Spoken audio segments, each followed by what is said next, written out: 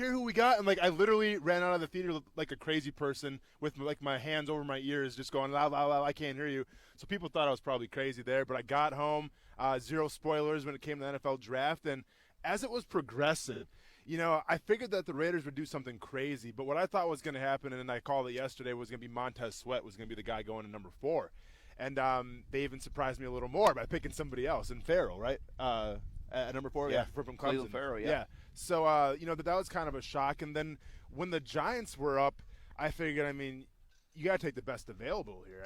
Allen's on the board, and this was a guy in Josh Allen that I didn't even really give the time of day to studying or just, going through, because I figured he'd be gone in the top 3, top 4 picks.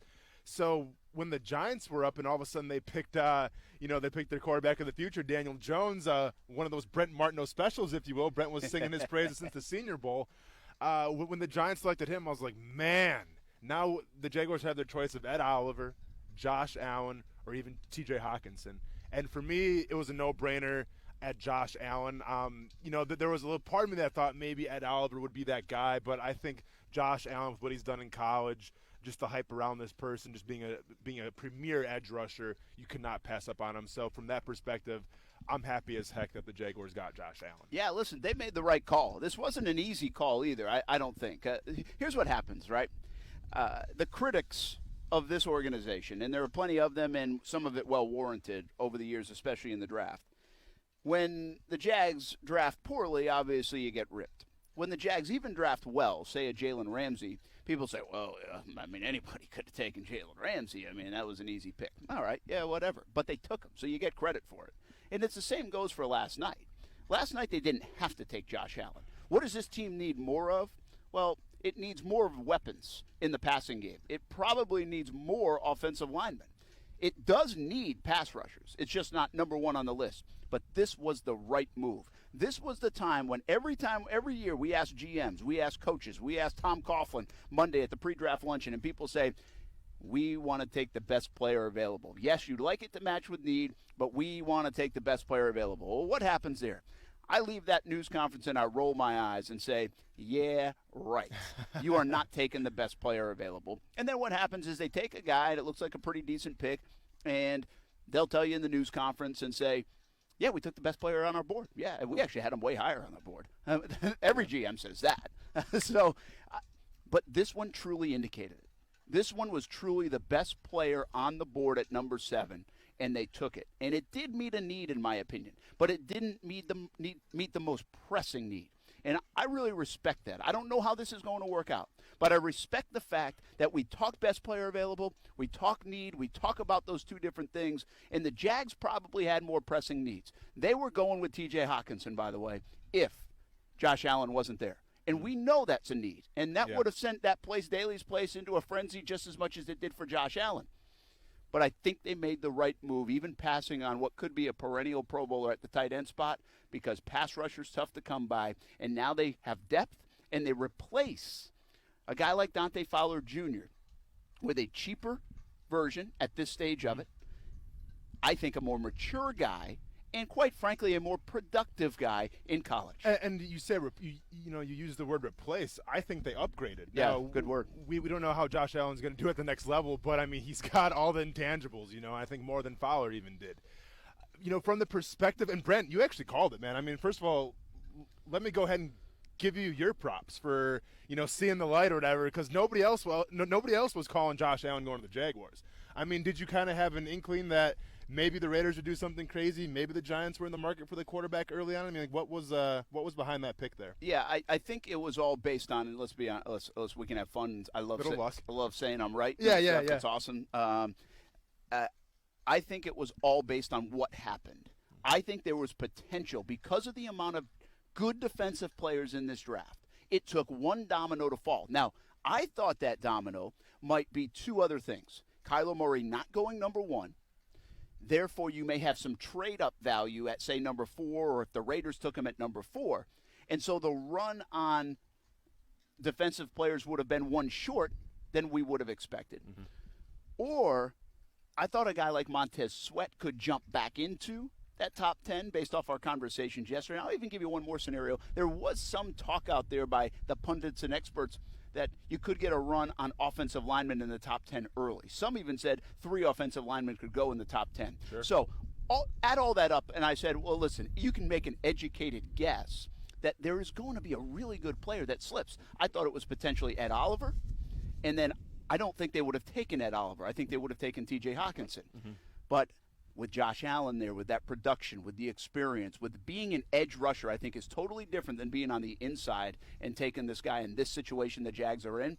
And so you could not pass that up to take a pass rusher at number 7. So anyway, I won the wild guess. That was it. I mean, I didn't know anything well, nobody else knew, but I think it was an educated guess to be able to say that. And I also love the idea that I'm pretty sure, pretty confident, 99% sure the Jags were going Hawkinson after. Mm-hmm. I like the way they were thinking is my point, right? Yeah. I like the idea. And then I have another thought, and we'll get into it later. But what happened to Jawan Taylor? Yeah. And what happened to some of these offensive linemen? And don't believe every mock draft you read. Don't believe the hype. Don't believe what everybody's saying, because it's obvious that the boards in the war rooms were a lot different with some of these guys, and Jawan Taylor was one of them. You know, and Jawan Taylor was a guy that not only we were talking about a lot, but, I mean, all the talking heads were talking about. You know, I mean, he was the guy that might have been the first offensive tackle taken. And for him to drop over, you know, this quote-unquote knee injury, it's baffling to me. And I wonder if there's something else in play here. And you know, some people are saying, well, maybe it's just that the media overblown him and maybe he was never really going to be a first-round pick. I find that hard to believe because you look at all the visits that he took. I mean, he even visited Jacksonville here. You know, I think teams were interested in him in the first round, and I'm not sure if something's going to come out saying something happened with Jawan Taylor, but I feel like there's some, you know, there's a little smoke. And when there's smoke, there's fire. I mean, it is disheartening, I guess. But at the same time, here's a guy now who was mocked to the Jaguars in the first round, could be sitting there for a second-round grab for the Jacksonville Jaguars. How about that? The question is, I mean, and granted, we don't know all that's going on with him. I mean, do the Jaguars pull the trigger on Jawan Taylor and get him in the second round? Because this is like another Myles Jack situation, I feel like, where Myles Jack was that first-round guy. He had the first-round grade and just falls in Jacksonville's lap. Could Jawan Taylor fall in Jacksonville's lap? He could, but not only him. Could a Irv Smith. Yeah. Could a DK Metcalf. Could name your guy. You know, could one of those – there's plenty of guys on the board that at least have this name value. I don't know if the game value, but they have the name value. And the value of a Jawan Taylor totally different in round number 2 at 38 than it would have been at number 7. And there you say, wow, that's pretty good. Like Cam Robinson, remember, they got in the second round. We're going to talk more about what's to come tonight a little bit later on. But I do want to stay on what happened last night. We'll break down the draft. We will – hear from Josh Allen coming up in just a moment. We'll also hear from all the rest of the parties. And again, a 4 o'clock news conference coming up right here at Jags headquarters. In fact, just around the corner. So we'll have all the latest info. We are right here for it at Jags HQ. Coming up next, my one-on-one interview late last night with who I think is a pretty good dude and going to be a really good player for the Jacksonville Jaguars, Josh Allen. We talked to him and talk more about him next on ESPN 690. Action Sports Jax with Brent Martineau on ESPN 690 is brought to you by Best Bet Jacksonville and Orange Park. Want a fresh one? Hey, everybody, this is Brent Martineau. And if you want to eat fresh food, try Renna's Pizza. Family owned and operated. New York style pizza, everything made fresh, in-house daily. Try the lunch specials or come by and pick up your favorite pizza for dinner. The sandwiches are made from fresh bread, made from scratch. That's right. They make their own bread in-house. Find out why Renna's has been a family favorite for over 40 years. For a limited time, buy any large or extra large pizza and receive 6 fresh garlic knots for free. Just tell them Brent Martineau sent you. When things go wrong, you need help to make it right. Call the law offices of John Phillips at 904-444-4444. John will be by your side as an advocate and as a friend. Personal injury, family, and criminal law. If trouble finds you, John Phillips can help. He is a board-certified expert in civil trial. Give John a call, 904-444-4444, or visit floridajustice.com. Hey folks, this is Dave Benyon with Zero Res. If you're like me, you're getting the itch to de-junk and do some major spring cleaning. The problem is I just can't throw anything away. I just have to close my eyes and let my wife do it. Next comes the Zero Res truck to clean the carpets, the sofa, the tile, the rugs, everything. At Zero Res, we won't throw your stuff away, but we will do your deep cleaning. Right now, have 3 rooms of carpet clean for only $129, and we'll clean the 4th room for free. Zero Res spelled forward or backwards, it's the right way to clean. Life has choices, like sweet or spicy. Carr's Sweet and Salty Trail Mix cures your cravings with a mix of sweet raisins, chocolates, peanuts, and sunflower kernels. Or if you like a little more bite with every bite, then grab a bag of Carr's Sweet and Spicy Trail Mix, made with honey roasted peanuts and Cajun corn sticks. When it comes to sweet or spicy, reach for an American classic, Carr's Trail Mix. We've got your choice in the bag. Available at Walmart. Nobody would ever question Russell Westbrook's ability. What they would question most is his decision-making. He lost to a Houston team, to a Utah team, led by a rookie. He lost to Damian Lillard. The Stephen A. Smith Show, weekdays from 1 to 3 p.m. on ESPN 690. Now, back to Action Sports Jax on ESPN 690 and in the iHeartRadio app. So when I got off the airplane in Jacksonville, I was welcomed by a big sign, Saxonville. So I went there, I saw him, I said, you know, if y'all like sax, you know what I mean, and I'm the guy that got it.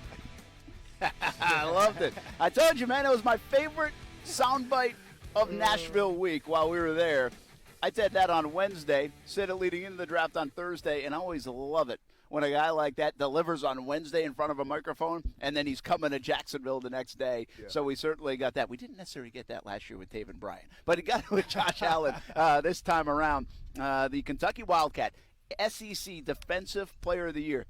Let's talk more about him. We'll hear our conversation with Josh Allen coming up in just a moment. By the way, when he got off that plane for the visit and saw Saxonville, he felt like it felt right, like he fit right in. Mm-hmm. He got off that private jet this morning, and I think he felt the same way. And here at TIAA Bank Field, if you're watching on the video platforms, at Brent A.S. Jax, on Facebook at ESPN 690, on Twitch at ESPN 690 Jax, and on YouTube, our YouTube channel is at Action Sports Jax. You can see us right behind. Welcome to Duval, Josh Allen and family. And, of course, the money picture last night of him and his kid is outstanding. He really – it's like it was a life-changing moment for him when he had his son, who's 15 months old. He decided to go back to Kentucky to play another year. How about a week ago, he just got married to now his wife. It was his fiancée or girlfriend. And he's had a busy week, a big week. But what a decision to go back. It was, I think, for his son. That was the main reason. Yeah. To mature a little bit more, to get better, to give him a better shot at the NFL and maybe a higher pick and maybe more money and all that kind of stuff goes into the decision, and it worked out for him. You got to love that. Absolutely. I mean, what is not to like about Josh Allen? You know, I mean, the guy came wearing a nice suit. I respected his suit. I respected his style game. But more importantly, this is a guy that's going to be a leader in that locker room. You know, he doesn't come with any red flags. I feel like he's a high-character guy. He's a family guy. Like you said, Brent, he went back to school to show his son that, you know, you have to finish what you start. And let's be honest, I think it paid out well for him because we're talking 17 sacks his senior year. And I know people want to say, well, you know, 17 sacks, maybe that's against, you know, some not top competition. I mean, we're talking about the SEC here. Okay, this is supposed to be the best of the best. So this isn't a guy that was coming from D3 or D2. I mean, this is a guy that's playing against high caliber offenses, and to put 17 sacks up his senior year, 21 tackles for loss.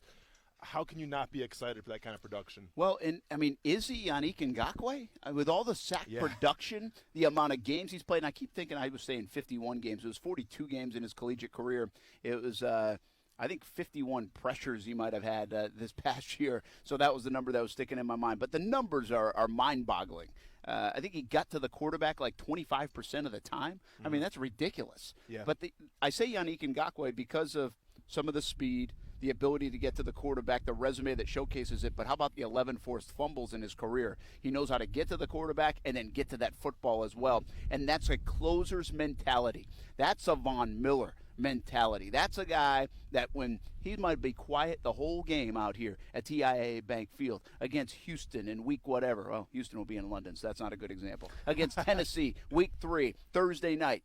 Been quiet. But then in the final 2 minutes, up by 3 points. Marcus Mariota trying to drive the Titans down the field, and here comes Josh Allen, swipes that football away, Jags recover, win the game. That's the kind of playmaking you want. Those are the kind of plays Saxonville made a couple years ago. They made less of them this past year. But Yannick Ngakoue, Josh Allen, from that standpoint, figure to have a similar skill set.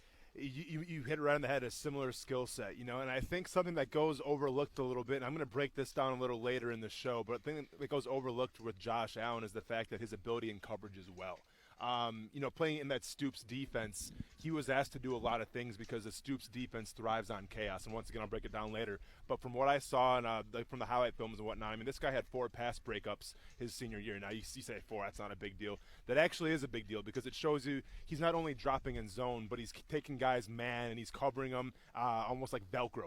Like he's not just dropping in zone like some defensive ends will do and just try to get their hands up and pray to get me out of here. No, this guy embraces that role. So, while most people are saying, oh, yeah, well, they're going to have Campbell, they're going to have Darius, they're going to have Ngakoue, they're going to have Allen now on those pass rush downs, and I'm the guy too saying that. That's going to be fantastic. When it's 4th and long and the game's on the line and you're facing down that front 4, I'd hate to be an offensive tackle, okay? I hate to be a quarterback. Don't get me wrong. But the bigger question that I had, and this is what got me so excited last night, as opposed to the Jaguars taking an offensive tackle, is because I got to do a little homework. And the homework that I did revolved around you have this star talent in Josh Allen, this diamond in the rough, this guy that just fell right in your lap. What do you do with him now? Because you can only have Yannick Ngakoue or Josh Allen on the field at the same time in that base defense. The way it's set up right now, you can't have both guys. So I kind of broke it down a little bit.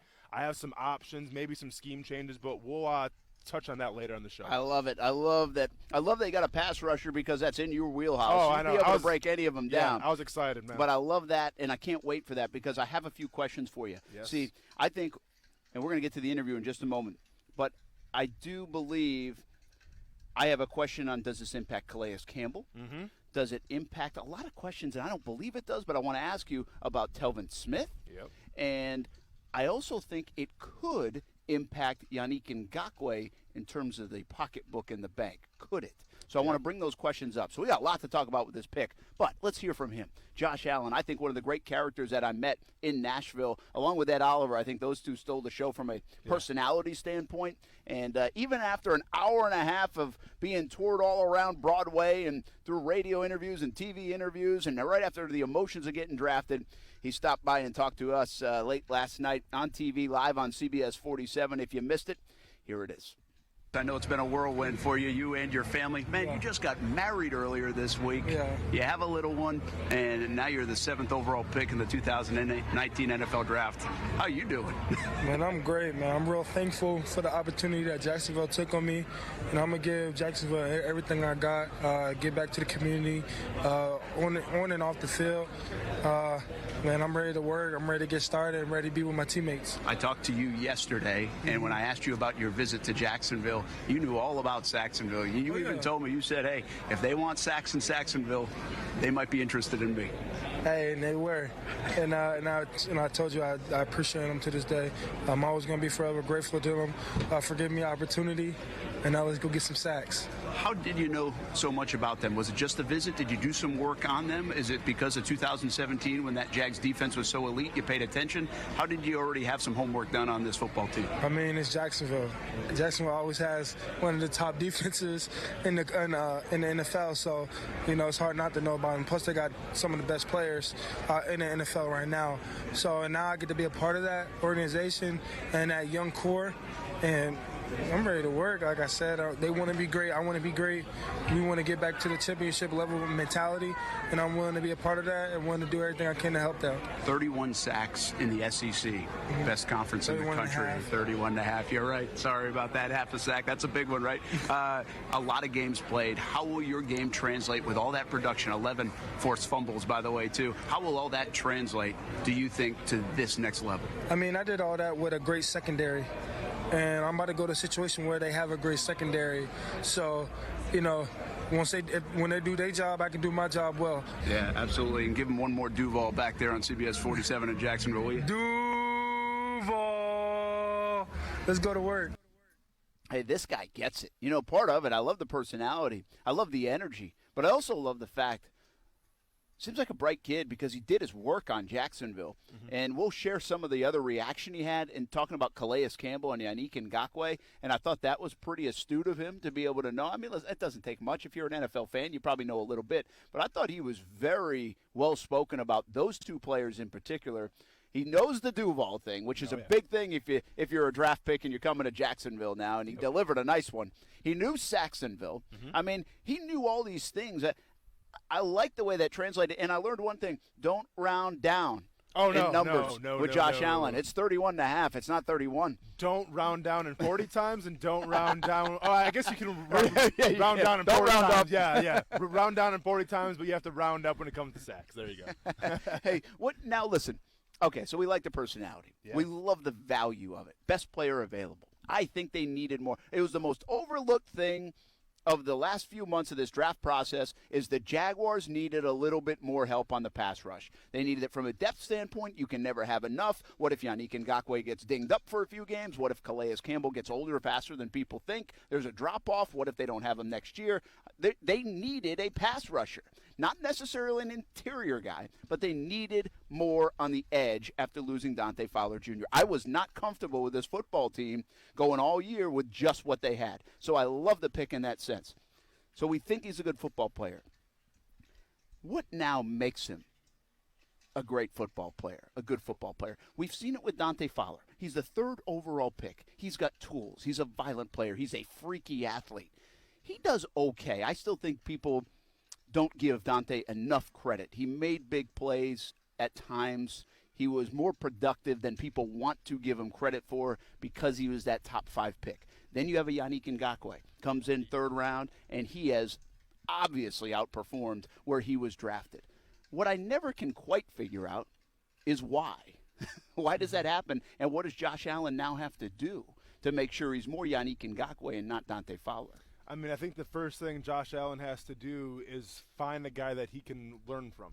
And I think the perfect guy, obviously, is going to be Yannick Ngakoue. He's shown that he's great on social media. He's always, typing up inspirational stuff. But it seems like a guy that gets it. He gets the pass rush position. And the fact that, he showed up to the off-season workouts and whatnot, I mean, right on time, it shows you that he's committed to this team. So if I'm Josh Allen, I'm picking Ngakoue's brain as much as I can. Now, don't get me wrong, and I'm going to break it down later, there might be some changes in that defense. So from a perspective of, you have to learn to play with your hand in the dirt.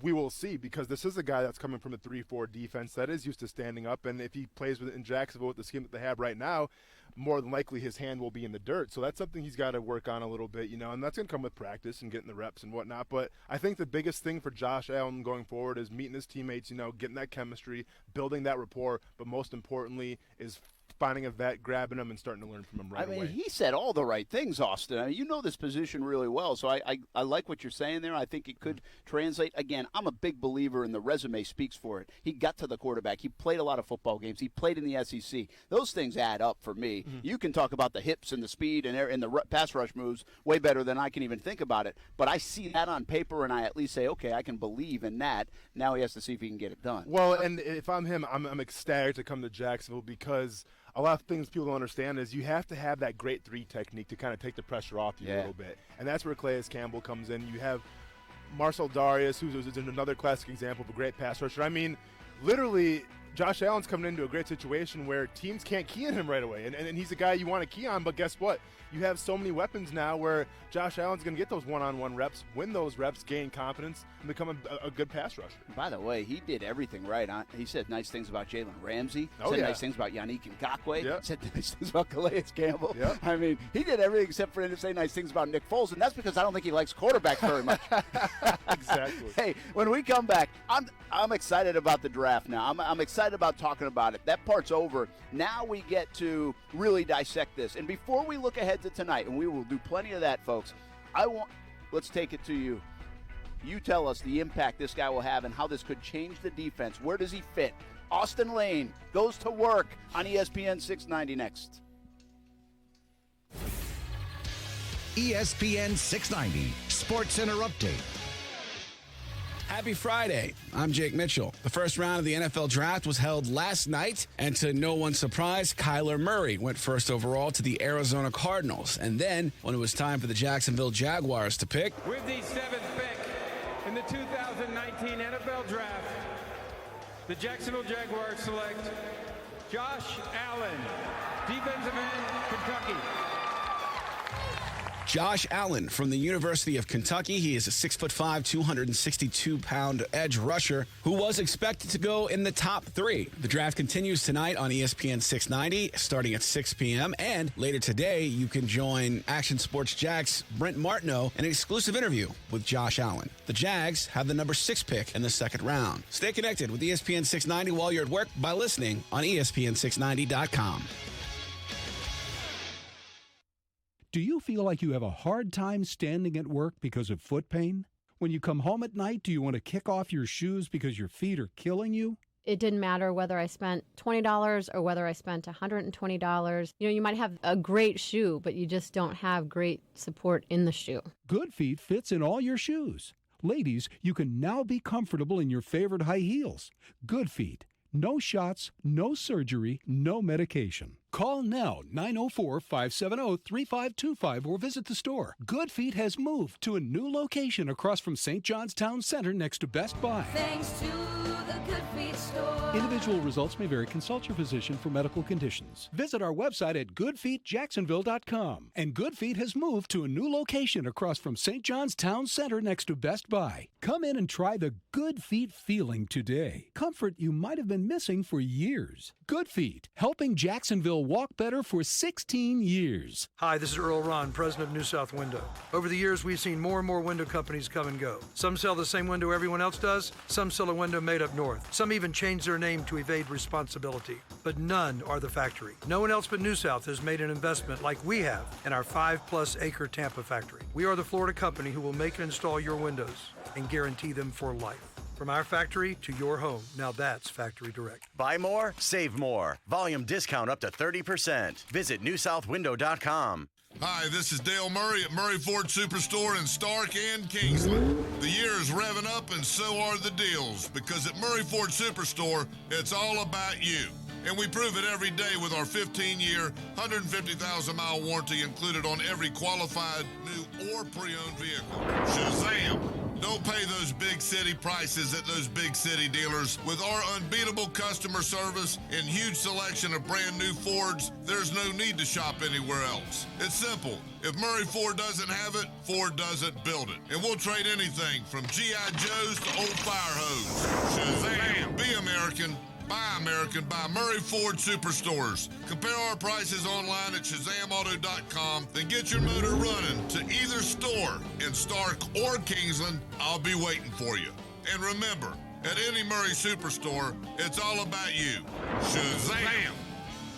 Sports Center updates at the top and bottom of every hour. And the latest breaking news and sports around the clock. Listen live everywhere you go on ESPN690.com. This is ESPN 690.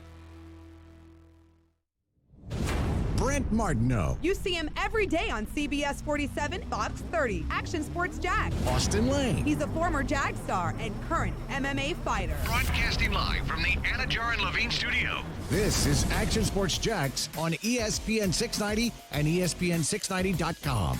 I like Josh Allen because he's hybrid. I got some tapes coming up tomorrow. Josh Allen running with tight ends down the field, which you have to do now. And 17 in the NFL. 17 sacks and 5 fumbles. And look, I think Nick Bosa is a really good defensive lineman. I think he's going to have a lot of success in the league. He's going to be an impact player. Josh Allen has the potential to be in this conversation we have about Von Miller and all of these guys that are edge rushers that changes games. How about that? Marcus Spears on ESPN and others talking about Josh Allen. You get a little crazy with Von Miller talk. I don't know about that. Relax a little bit now. Everybody loves to make comps. I mean, we all love it, right? I mean, I get it, but it's like, let these guys be their own guy. I'll take the best version of Josh Allen over Von Miller right now any day. I think we'd settle for that, right? Let's just settle for the best I'll version take of Von Josh Miller Allen. every day of the week. But I'll settle for that. Brett Martineau, Austin Lane here at TIAA Bank Field. And by the way, Josh Allen is probably making his way out to the field. They're going to do a little photo shoot before he heads in for his news conference in just a bit. So I may even turn the camera so you can see that on the video And platforms. I may get some pictures with him, just have a little family Christmas card, man. I'm just going to Photoshop my family in there with Josh Allen. Well, we eventually will. I know he's got a lot of stuff to do. This is a tiring couple of days for the family and him. Again, it's awesome. I don't say feel bad for him. I'm just saying it's a lot. Whirlwind for sure. It's a whirlwind, with all the emotion, and you never really get to sit back and just reflect for a second. For I think a lot of these top 10, top 15 guys that are on jets and moving around and at the draft and blah, blah, blah. But we will have him on at some point, so you and him can go back and forth, and I'll probably just lay out of that one. But sounds like a plan. Maybe he's going to be a wrestling fan as well. We'll see. God, I hope not. Oh, that would drive me crazy. I'm writing on social media right now. Okay, this is why I recruited Austin Lane for ESPN 690. Pressure's on now. Yeah. This is why. You get a pass rusher at number 7 in the 2019 NFL Draft, 4 months into your radio career. Yeah. Here you go. Let us know how this guy could impact this team this year, and then we'll get into some other things perhaps beyond how he could impact this team. I mean, like I told you, Brent, you sent me a text message this afternoon saying you want me to do a breakdown and everything. I'm like, dude, I already got it done, man. And that was the first thing I thought of when the Jaguars got him. So let's get into it right now. So the first thing I want to get into is the type of defense that he played at Kentucky. Okay, so he's coming from a Mark Stoops 3-4 defense that specialized in chaos and passing situations more than a lot of teams did. So usually in a 3-4 defense, yes, it's all about confusion. But with this defense that he played in, they blitzed pretty much every single chance that they had when it was a pass. So this involved Allen to obviously rush the quarterback, which he did very well. But a thing that kind of went unchecked a little bit was his ability to drop in coverage as well, where I mentioned that he had 4 pass breakups. So you have a guy, his senior year, who has 14 sacks and is also a threat with 4 pass breakups. And like I'm going to reiterate this point because it's important. When you're talking about pass breakups, like there's some guys, defensive ends in a 3-4 outside linebacker position, when you ask them to drop back, they're just dropping back to take up space. Basically, you get told, keep your eyes on the quarterback, get your hands up, take up space, don't do anything stupid. With Josh Allen, when I see him drop in coverage, this guy is confident to cover any receiver that he's on, cover any tight end that he's on, cover any running back that he's on, and he can stay with them according to the 4 pass breakups. So from that, you got to be excited. This is a guy that can do it all. The guy specializes in getting after the quarterback, but can also drop back into coverage when you need to. So from that perspective, that's the defense that he played in. That 3-4, his hand was up predominantly most of the time, so not used to playing with his hand in the dirt. A guy that I compared him to, and I think is actually better than right out of college, is a guy by the name of Anthony Barr. Now, Brent, do you remember a guy by the name of Anthony Barr? I do. Yeah. I'm going to try to get my information. What I was trying to think about Anthony Barr, how productive he's been, and I think it's very productive. Yeah. From a resume standpoint. But I'm trying to think, did he live up to what they thought he would be? So the problem with Anthony Barr is when he came out of college, I think this was back in 2012, if I'm not mistaken, or 2011. But when Anthony Barr came out of UCLA, he was known as a freak athlete as well. He was a guy that was recruited to play running back and ended up switching spots as an outside linebacker in a 3-4 defense. Now, he didn't have the numbers that Allen had. He had athleticism, wasn't as strong either. One of the biggest knocks on Anthony Barr coming out of college was the fact that he only bench pressed 225 15 times. So there was some, there were some problems with his strength, and some scouts were turned off by that. Well, Anthony Barr went in the top 10, went to Minnesota. Now, the big thing with Anthony Barr going to Minnesota was, what was Minnesota going to do with him? Where were they going to put him at outside linebacker, a strong linebacker, or were they going to put him at defensive end? One would think that they'd put him at defensive end because, he had that athleticism, he had that length. The thought was that he would flourish in that, defensive end role with his hand in the dirt. Well, the coaching staff thought otherwise, and they ended up putting Anthony Barr at strong side linebacker. Now, does he still get sacks? Yeah. I mean, the most he's ever had in a season, though, is 4. And the fact 13.5 career sacks. Yeah, exactly. So, but you remember, we're talking about Anthony Barr. We're talking about a 4-time Pro Bowler at the same time. Yeah. I mean, he's a great outside linebacker. He does very, very well with what they ask him to do.